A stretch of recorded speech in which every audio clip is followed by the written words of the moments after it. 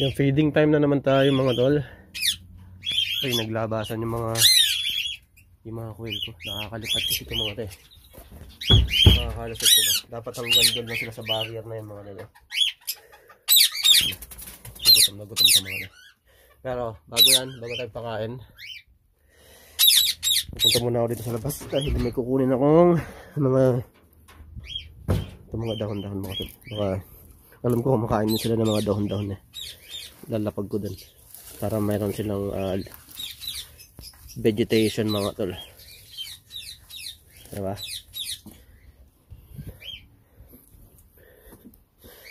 Para mayroon silang mga matutukang dahon-dahon mga tol, kasi ano yan eh, mahalaga din sa mga quail yan.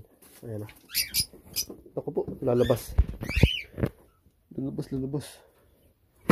Uy. So yun, dahil nakalipad sila, ang dami na ng pagkain, nasa katubig. So ngayon, gagawin ko, kailangan ko ito hulihin isa-isa. Yan o. So yan, ito babae ito mga to. Puro babae ito mga to eh. 4 lang yung binili ko lalaki. Ito yung lalaki, alam ko eh. Ang babae rin. Ayun pala yung lalaki, kamukha. Ayun o, yung isang brown na yan.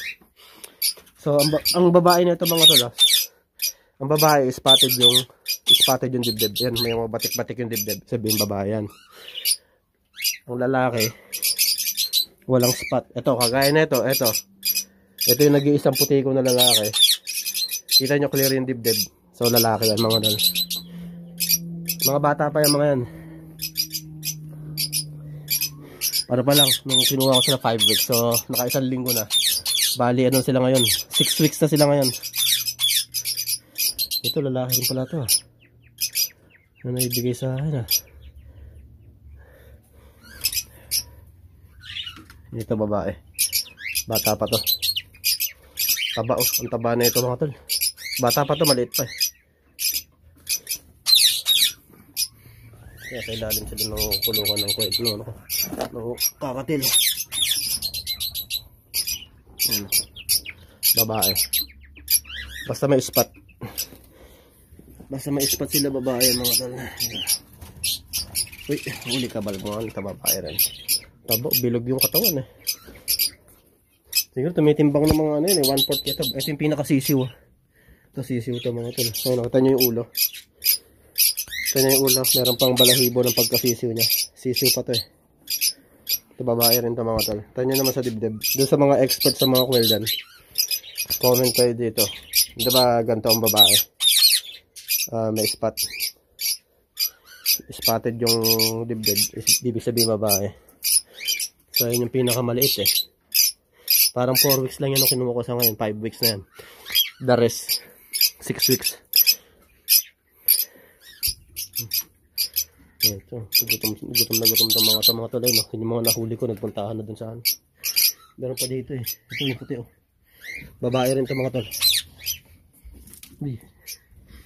Saan na? Nagbuko kayo rin dito sa gilid. Actually nakakatulong din to mga quail na to. Para ano yung mga daga naghuhukay. Ito babae rin to. Kulay puti lang. May spot sa dibdib. Ayan mga tol. Babae rin yung mga tol. Isa na lang. Ito babae rin. Medyo abuhin siya. Ganda ng kulay na ito. Babae rin yung mga tol. Meron pa ba?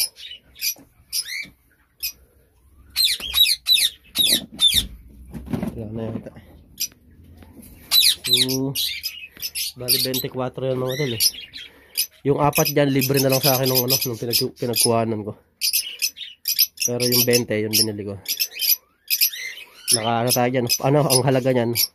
Wholesale lang ang presyo na binigay sa akin. Pero sa iba ibibigay niya no? Hindi presyong wholesale kasi konti lang eh. Kung bulto mas mababa presyo. So yun, ang gagawin ko ngayon mga tol, siyempre lilinisin ko yung mga yan. Tapos papakainin ko, bibigyan ko sila ng pagkain, papakainin ko yung mga lagaw ibon mga tol. Kung may sarili yan talaga ang lupa, mga sarili akong bahay dito sa California. Siyempre mas gusto ko yung mas malaking aviary. At saka Yung ganito may sariling kulungan ng coil. Hanggat maaari, ayoko nang may ganito. Pero nakakatulong na rin kasi yung mga nalalaglag na feeds, na seeds, sila tagakain. So, hindi na masasayang, diba? Ayun. Itong mga kakatil ko rito, mga tol, may mga itlog na yan. Ito, marami itlog dito. Hindi ko alam kung may laman. But anyway, yun. Pakainin ko na sila. Linisin ko muna yung tubig. Unahin ko na yung coil. Para malinis na ko sila. Marami ako stock water dito. So, tara.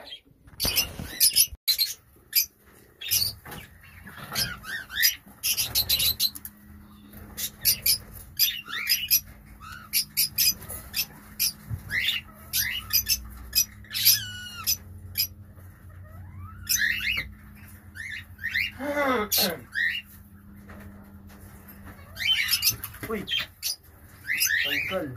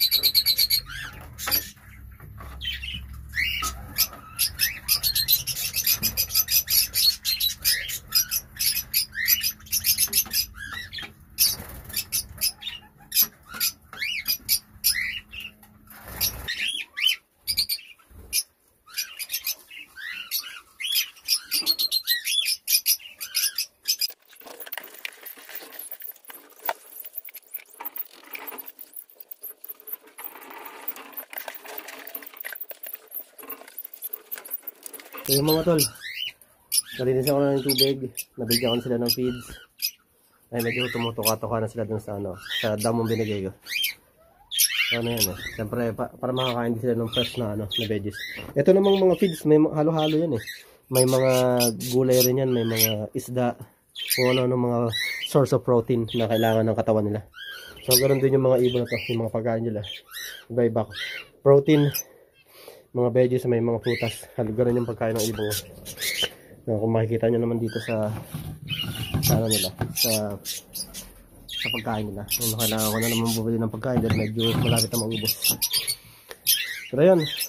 So may dadating pala akong buyer ng ibon. May bibili ng ibon sa akin. Mamaya. Mga bandang alas 3. So ngayon ano pa lang, alas 2 pa lang. Yan. Papakainin ko naman ngayon itong mga kakatil ko. Siyempre hindi ko na masyado ipapakita kasi wala akong mapaglagyan ng cellphone Ito yung pinaglagyan ko ng cellphone kanina nung binibidyo ko yung coil. So ngayon papakainin ko na yung manok. Yung manok ko pala yung nag-iisang sirama. Namatay na yung ibang sirama ko dahil hindi kinaya yung lamig.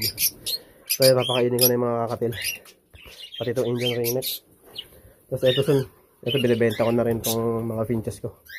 Ang hirap nila paanakin. Ito mas gamay ko itong mga ito, yung mga kakatil saka parakit.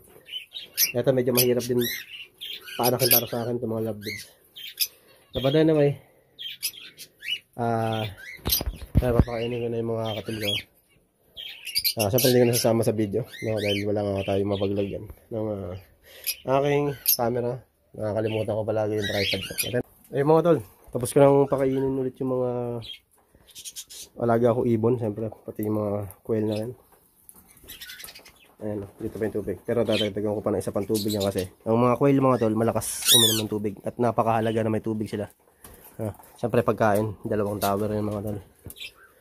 Yan, lahat sila nabigyan na ng pagkain, yung mga kakatil, yung manok, yung mga parakeets, so siyempre yung mga finches, pati yung mga Indian ringneck ko. So yan mga tol, nakakatuwa silang tignan yung mga quail ko. So soon mangingitlog rin yan. Pero siyempre isa-separate ko yung mga lalaki sa babae kasi pag palaging kasama ng lalaki yung babae mga tol, mabubugbog yung mga babae. Kakabara ko ng lalaki kasi walang tigil sa pagbabara ko yan Ganyan yung mga quail mga tol. Hindi pala sa sulok ng isa, kalok patay na. Buti humihinga ba. So, ayun, nai-enjoy nila yung yung lupa. Ayun yung gustong-gusto ng quail mga tol. Ang tawag yan sunbathing. Kahit medyo may halong buhangin naman yan. So, yung gustong-gusto ng quail yung pinapaliguan nila yung sarili nila ng lupa o kaya buhangin. Tawag yan sunbathing mga tol. Parang nalilibagan sila pag gaganyan. So, anyway mga tol, hanggang dito na lang yung aking video. Maraming salamat sa panonood. Sabi ko na nakaraan, hindi na ako magbibideo tungkol sa mga ibon ko Pero wala na ako maipost mga tol So, asaka dito ako nagkaka-views. Pagka gumagawa ko ng mga daily routines, walang views Pero dito, medyo nagkaka-views tayo Siguro ito na yung baka lang, hindi ko alam kung ano lang maipost ko. Kaya na yung content natin. Pero halo-halo. So, ayun mga tol, till next time. Maraming salamat sa panonood. At ingat mga tol.